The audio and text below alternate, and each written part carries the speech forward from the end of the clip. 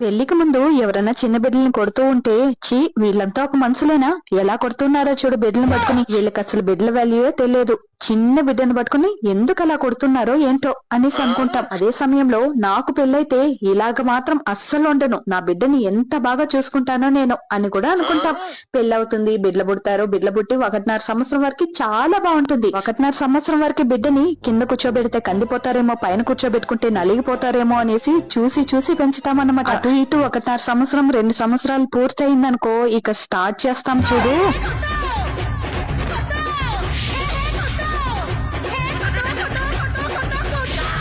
చెప్పిన మాట తినలేదని కొడతాం, తినలేదని కొడతాం, పరిగెత్తి వెళ్లి పడిపోతున్నారని కొడతాం, పడిపోయి ఏడుస్తున్నాడని కొడతాం, ఎంతసేపైనా ఏడుపు నిలపలేదని కొడతాం. ఇలా ప్రతి ఒక్క దానికి దంచుతూనే ఉంటాం. అయ్యో పాపం వాళ్ళని అనవసరంగా తిట్టుకున్నామే అనేసి అప్పుడు రియలైజ్ అవుతాం.